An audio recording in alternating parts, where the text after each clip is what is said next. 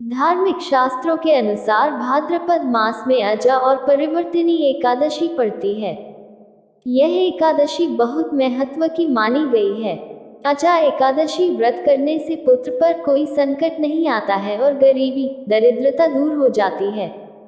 इतना ही नहीं, खोया हुआ सब कुछ पुनः प्राप्त हो जाता है।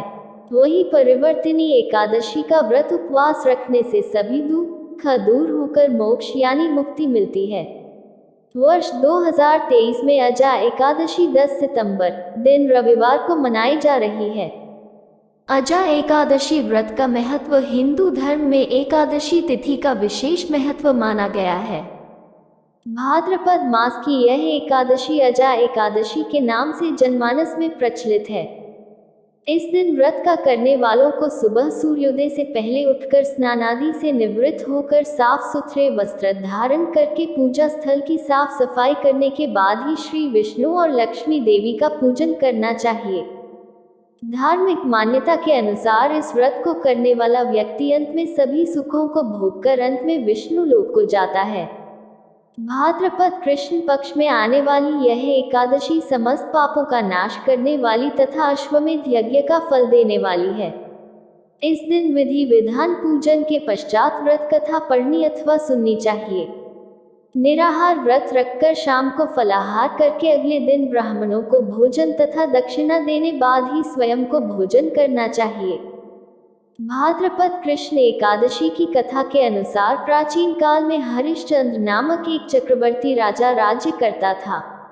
उसने किसी कर्म के वशीभूत होकर अपना सारा राज्य व धन त्याग दिया, साथ ही अपनी स्त्री, पुत्र तथा स्वयं को बेच दिया। वो राजा चांडाल का दास बनकर सत्य को धारण करता हुआ मृतकों का वस्त्र ग्रहण करता रहा, मगर किसी प्रकार से सत्य से विचलित नहीं हुआ। कई बार राजा चिंता के समुद्र में डूबकर अपने मन में विचार करने लगता कि मैं कहाँ जाऊं, क्या करूं, जिससे मेरा उद्धार हो। इस प्रकार राजा को कई वर्ष बीत गए।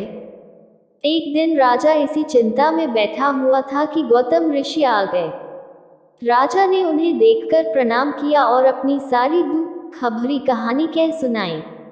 ये बात सुनकर गौतम ऋषि कहने लगे कि हे राजन, तुम्हारे भाग्य से आज से 7 दिन बाद भाद्रपद कृष्ण पक्ष की अजा नाम की एकादशी आएगी।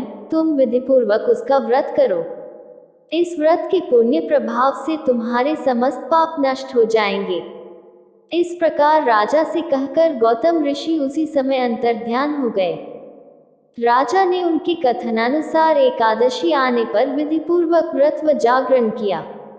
उस व्रत के प्रभाव से राजा के समस्त पाप नष्ट हो गए। स्वर्ग से बाजे बजने लगे और पुष्पों की वर्षा होने लगी।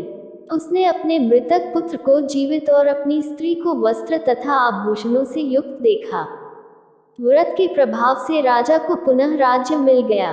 अंत में वह अपने परिवार सहित स्वर्ग को गया।